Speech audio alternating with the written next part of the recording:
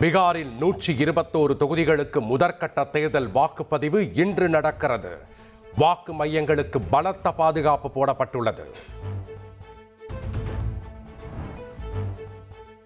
நாடு முழுவதும் வாக்கு திருட்டு நடந்திருப்பதாக கூறியுள்ள ராகுல் காந்தி, ஹரியானாவில் 8 வாக்காளர்களில் ஒருவர் போலி வாக்காளர் என குற்றம் சாட்டியுள்ளார். ஹரியானா வாக்காளர் பட்டியலில் 12.5% பேர் போலியானவர்கள் என்றும் தெரிவித்துள்ளார்.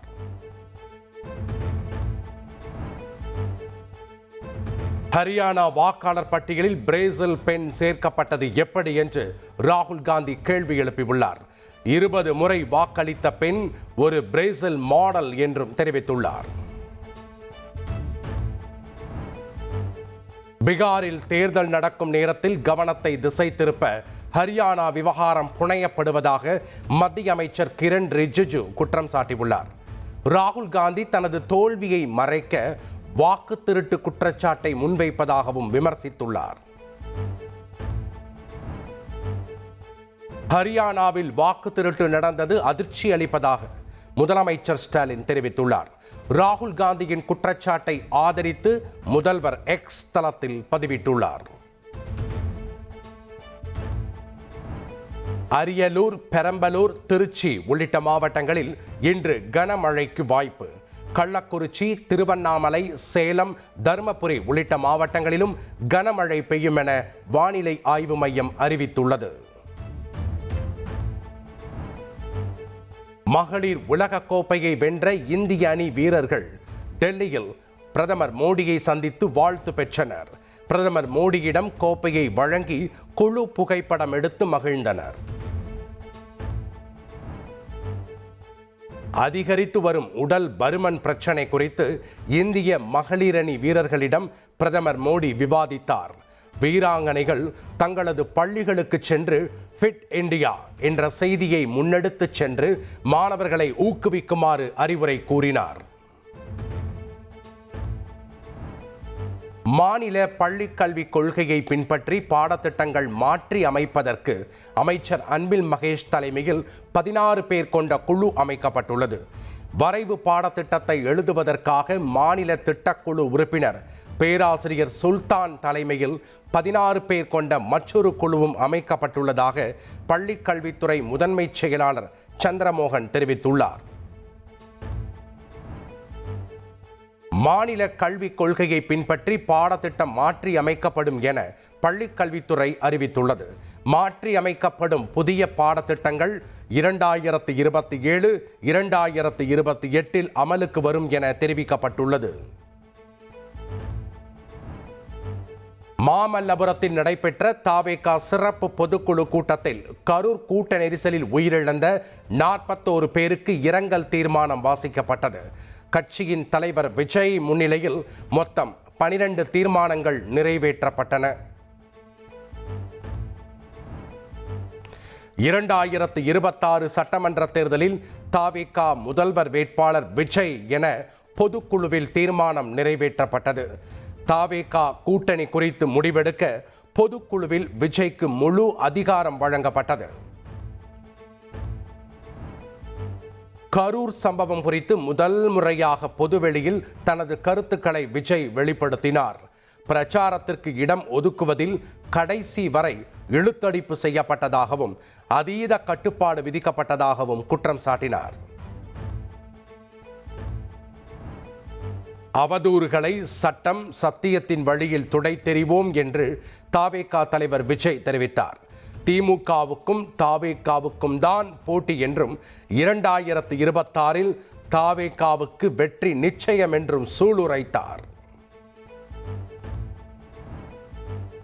காஞ்சிபுரம் வரதராஜ பெருமாள் கோயிலில் தங்கம் மற்றும் வெள்ளியாலான பல்லிகள் மாயமானதாகவும் அதை மாற்றி அமைக்க முயற்சிப்பதாகவும் குற்றச்சாட்டு எழுந்துள்ளது. புகார் தொடர்பாக கோவில் நிர்வாக அறங்காவலர் ராஜலட்சுமியிடம் 13 கேள்விகள் கேட்டு சம்மன் அனுப்பி சிலை கடத்தல் தடுப்பு பிரிவு போலீசார் விசாரணை மேற்கொண்டனர். வார இறுதி நாட்களை முன்னிட்டு தமிழகத்தில் பல்வேறு பகுதிகளில் இருந்து நாளை மற்றும் நாளை மறுநாள் கூடுதலாக சிறப்பு பேருந்துகள் இயக்கப்படும். அரசு விரைவு போக்குவரத்து கழகம் அறிவித்துள்ளது.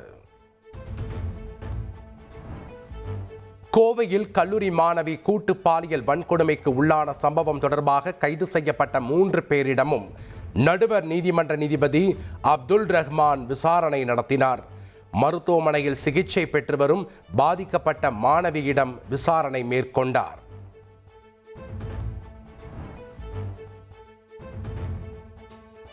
கோவை சம்பவத்தில் கைது செய்யப்பட்ட 3 பேருக்கும் 19ஆம் தேதி வரை நீதிமன்ற காவலில் அடைக்க கோவை நடுவர் நீதிமன்றம் உத்தரவிட்டுள்ளார். உடல்நலம் முன்னேறிய சில நாட்களில் காவலில் எடுத்து விசாரிப்பதற்கு நீதிமன்றத்தில் மனு தாக்கல் செய்ய போலீசார் திட்டமிட்டுள்ளனர். கோவை சம்பவத்தில் பாதிக்கப்பட்ட மாணவியுடன் இருந்த ஆண் நண்பரின் செல்போனை பாஸ்வேர்டை கேட்டு பறித்துச் சென்றது விசாரணையில் அம்பலமாகியுள்ளது. மாணவியிடம் பறித்துச் சென்ற செல்போனை பயன்படுத்திய போது கும்பல் பதுங்கியுள்ள இடத்தை காவல்துறை கண்டுபிடித்தது தெரியவந்துள்ளது.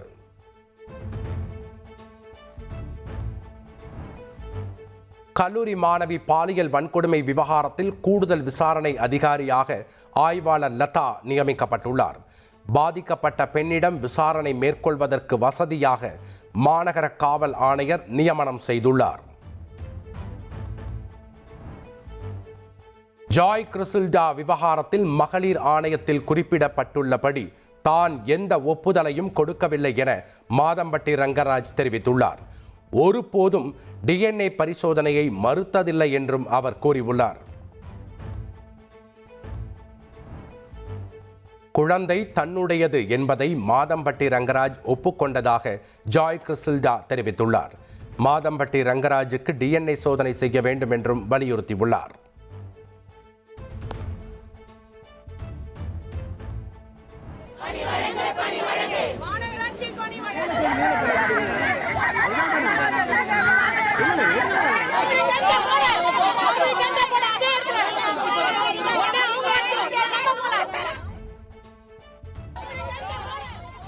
தூய்மை பணிகளை தனியாருக்கு வழங்க எதிர்ப்பு உள்ளிட்ட பல்வேறு கோரிக்கைகளை வலியுறுத்தி தூய்மை பணியாளர்கள் போராட்டம். சென்னை மெரினாவில் கடலில் இறங்கி போராட்டத்தில் ஈடுபட்ட தூய்மை பணியாளர்களை போலீசார் கைது செய்ததால் பரபரப்பு ஏற்பட்டது. நடிகர் ரஜினிகாந்தின் 173வது படத்தை சுந்தர் சி இயக்குகிறார். ராஜ்கமல் நிறுவனம் படத்தை தயாரிக்கும் இந்த படத்தை 2027 பொங்கல் பண்டிகைக்கு ரெட் ஜெயண்ட் மூவி வெளியிடும் என கமல்ஹாசன் அறிவித்துள்ளார். 2026 IPL தொடரிலும் சென்னை சூப்பர் கிங்ஸ் அணியில் MS தோனி விளையாடுவார்.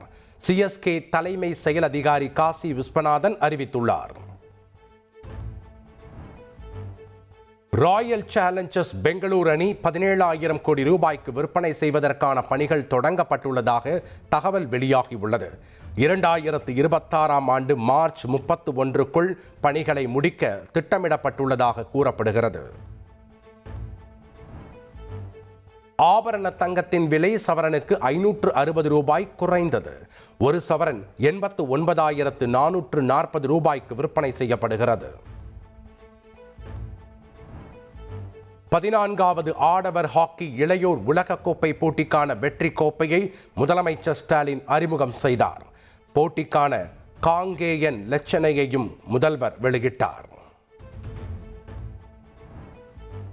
கூட்டணியை பற்றி நீங்கள் பேசவோ கவலைப்படவோ வேண்டாம் என அதிமுக மாவட்ட செயலாளர்கள் கூட்டத்தில் EPS பேசியுள்ளார். வாக்காளர் பட்டியல் சிறப்பு தீவிர திருத்த பணிகளை மிக கவனத்துடன் கையாள வேண்டும் எனவும் மாவட்ட செயலாளர்களுக்கு EPS வலியுறுத்தியுள்ளார்.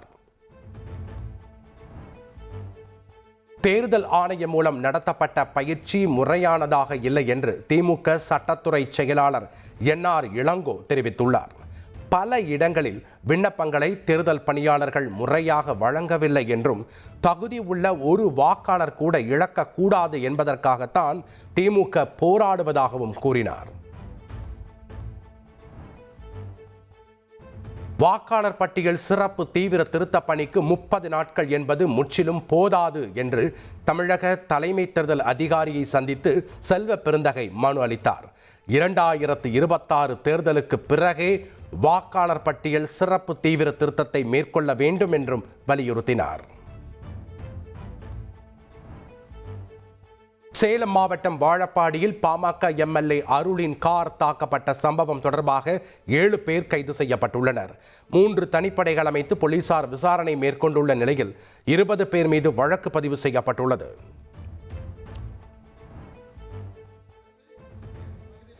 அன்புமணி ஆதரவு எம்எல்ஏக்கள் சதாசிவம் மற்றும் சிவக்குமார் தலைமையில் சேலம் எஸ்பி அலுவலகத்தில் பாமகவினர் போராட்டம் நடத்தினர். பாமக எம்எல்ஏ அருள் தரப்புக்கு எதிராக தங்கள் தரப்பில் கொடுக்கப்பட்ட புகார் மீது நடவடிக்கை எடுக்க வலியுறுத்தினர். நாம் தமிழர் கட்சி ஒருங்கிணைப்பாளர் சீமான் வீட்டிற்கு 2வது முறையாக வெடிகுண்டு மிரட்டல் விடுக்கப்பட்டிருந்தது.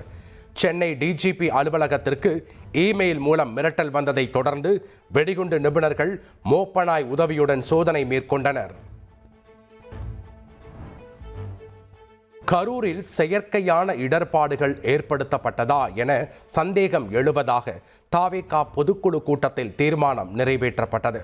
கூட்ட நெரிசல் வழக்கில் கைது செய்யப்பட்ட கரூர் மாவட்ட செயலாளர் மதியழகன் இந்த தீர்மானத்தை முன்மொழிந்தார். விஜய் கூட்டங்களுக்கு அரசு முழுமையான பாதுகாப்பு வழங்க வேண்டும் என தீர்மானம் நிறைவேற்றப்பட்டுள்ளது. தமிழ்நாட்டில் பொது பிரச்சனை குறித்து கருத்து தெரிவிப்பவர்களை கைது செய்யப்படுவதாகவும் கண்டனம் தெரிவித்து தீர்மானம் கொண்டுவரப்பட்டுள்ளது. கடந்த தேர்தலின் போது கருப்பு சிவப்பு சைக்கிளில் வந்து திமுகவுக்கு மறைமுக ஆதரவு கொடுத்தவர் தாவேகா தலைவர் விஜய். அந்த நன்றி உணர்வு கூட திமுகவுக்கு இல்லை என்று ஆதவ் அர்ஜுனா விமர்சித்துள்ளார். சர்ச்சைக்குரிய பதிவு விவகாரத்தில் எந்த உள்நோக்கமும் இல்லை என சென்னை உயர்நீதிமன்றத்தில் ஆதவ் அர்ஜுனா தெரிவித்துள்ளார். நாளை 7ஆம் தேதி வரை இறுதி அறிக்கை தாக்கல் செய்யக்கூடாது என காவல்துறைக்கு சென்னை உயர்நீதிமன்றம் உத்தரவிட்டுள்ளது. சென்னை தலைமைச் செயலகத்தில் இன்று மூத்த அமைச்சர்கள் தலைமையில் அனைத்து கட்சி ஆலோசனை கூட்டம் நடைபெறவுள்ளது. அரசியல் கட்சிகளின் தேர்தல் பிரச்சார கூட்டங்கள், பொதுக்கூட்டங்களுக்கான வழிகாட்டு நெறிமுறைகள் உருவாக்குவது தொடர்பாக விவாதிக்கப்பட உள்ளது. வேலூரில் 32 கோடி ரூபாய் மதிப்பிலான தொழில்நுட்ப டைடல் பூங்காவை தமிழக முதல்வர் காணொலி காட்சி மூலம் திறந்து வைத்தார். இதன் மூலம் 600 தொழில்நுட்ப வல்லுநர்களுக்கு வேலை வாய்ப்பு கிடைக்கும் என அதிகாரிகள் தெரிவித்தனர். திருவாரூர் மாவட்டத்தில் இதுவரை 2,60,610 மெட்ரிக் டன் நெல் கொள்முதல் செய்யப்பட்டுள்ளதாக மாவட்ட ஆட்சியர் அறிவித்துள்ளார். இது கடந்த ஆண்டு நெல் கொள்முதலை விட 2 மடங்கிற்கும் மேல் என்றும் 35,373 விவசாயிகளுக்கு அவரது வங்கிக் கணக்குகளில் நேரடியாக 638 கோடி ரூபாய் வரவு வைக்கப்பட்டுள்ளது என்றும் தெரிவிக்கப்பட்டுள்ளது.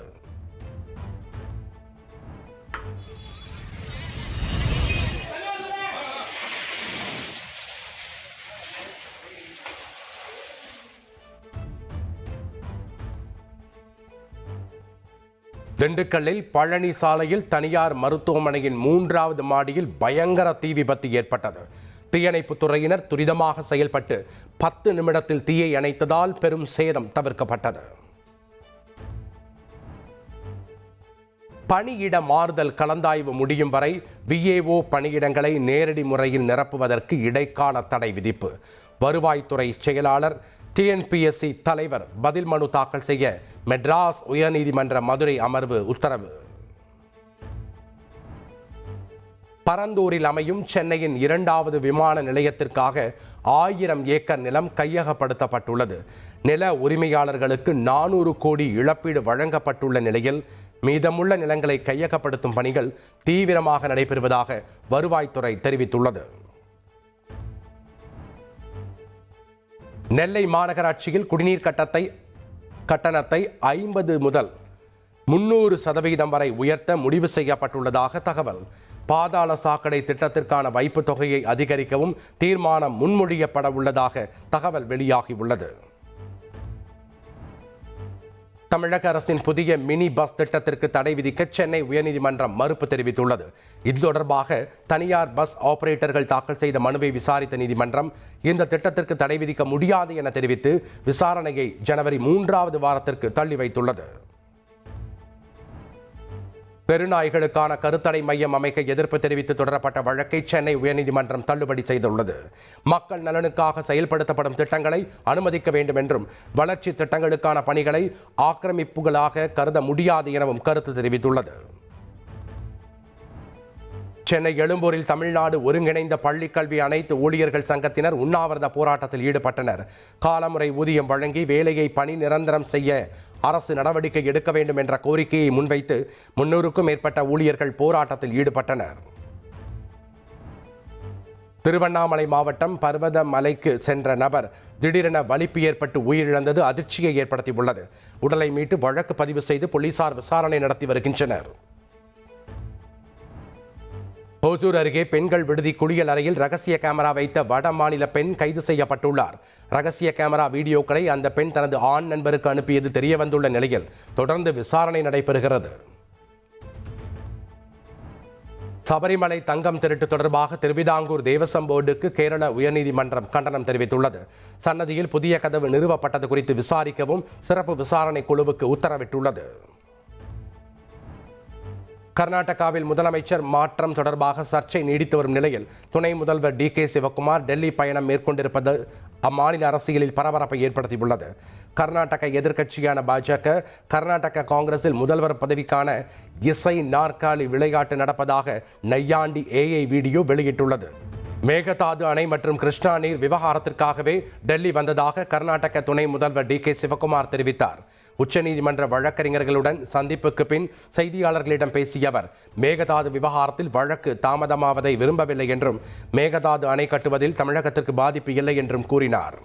உத்தரப்பிரதேச மாநிலம் வாரணாசியில் தேவ் தீபாவளி கோலாகலமாக கொண்டாடப்பட்டது. மின்னொளியில் படகுகள், லேசர் ஷோ, வான வேடிக்கைகளை முதலமைச்சர் யோகி ஆதித்யநாத் உட்பட ஆயிரக்கணக்கானோர் பார்த்து ரசித்தனர். தேவ் தீபாவளியை ஒட்டி உத்தரப்பிரதேசம், பஞ்சாப், மேற்கு வங்கம் உள்ளிட்ட மாநிலங்களில் ஆற்றங்கரைகளில் ஆரத்தி எடுத்து பக்தர்கள் வழிபட்டனர். உத்தரப்பிரதேசத்தில் முதலமைச்சர் யோகி ஆதித்யநாத் மற்றும் அமைச்சர்களும் விழாவில் பங்கேற்றனர். தேவ் தீபாவளியை ஒட்டி மேற்கு வங்கம், குஜராத், உத்தரப்பிரதேச மாநிலங்களில் முழு நிலவை பார்த்து பொதுமக்கள் வழிபட்டனர். தமிழகத்தில் ராமேஸ்வரத்தில் உள்ள அக்னி தீர்த்தம் கடலில் இருந்து முழு நிலவை பக்தர்கள் பார்த்து வழிபாடு நடத்தினர். அமெரிக்காவின் நியூயார்க் நகர மேயர் தேர்தலில் ஜனநாயக கட்சி சார்பில் போட்டியிட்ட இந்திய வம்சாவளியைச் சேர்ந்த ஜோஹ்ரான் மம்தானி வெற்றி பெற்றுள்ளார். நியூயார்க் நகரின் முதல் முஸ்லிம் மேயராகவும் இந்த நூற்றாண்டின் இளம் வயது மேயராகவும் மம்தானி தேர்வாகியுள்ளார்.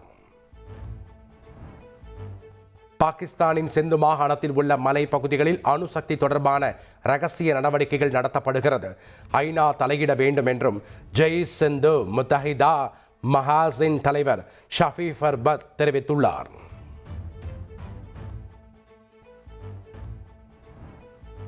சிறந்த வீராங்கனைகளை கொண்ட ICC மகளிர் உலகக்கோப்பை அணி அறிவிக்கப்பட்டுள்ளது. ஸ்மிருதி மந்தனா, ஜெமிமா ரோட்ரிகஸ், தீப்தி சர்மா ஆகிய 3 இந்திய வீராங்கனைகள் இந்த அணியில் இடம்பெற்றுள்ளனர். தென்னாப்பிரிக்காவுக்கு எதிரான டெஸ்ட் தொடருக்கு சுப்மன் கில் தலைமையிலான 15 பேர் கொண்ட இந்திய அணி அறிவிக்கப்பட்டுள்ளது. காயம் காரணமாக விலகியிருந்த ரிஷப் பந்த் மீண்டும் அணியில் இணைந்துள்ளார்.